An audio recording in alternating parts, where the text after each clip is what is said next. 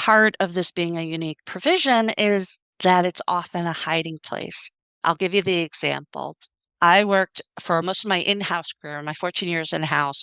I almost always was in supply chain and purchasing for the companies. And a lot of them were goods because I worked in energy companies. As a customer, I wanted set off. Set off is the provision that says if you owe me money, I can deduct it as a credit on the invoice. Let's say you delivered a bad product to me and I want a refund. Set off allows me to do that proactively without waiting for you. Vendors generally hate it, customers love it. So, set off was something I typically put in my boilerplate because I didn't want to focus time on it. You get to the end and you're a little bit more complacent, your eyes glaze over quicker. So I found over my career of experimenting with placement of different things that if I put set off in the boilerplate, it often was overlooked and left in the final signed contract, which was super important for me because I wanted to use that if we had disputes. That's a strategic way to use the placement in boilerplate. Now, you have to contrast this with indemnification and limitations of liability.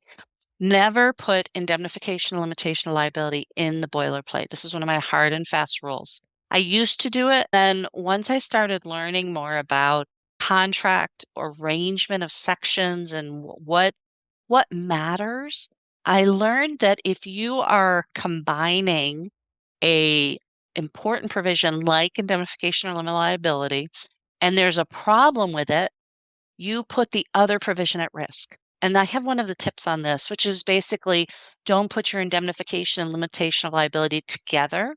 Because if there's something unenforceable about one of them, you're potentially going to lose both of them. And you don't want that to happen. The other reason is one of the things courts look for when they're enforcing these important provisions is that they weren't hidden.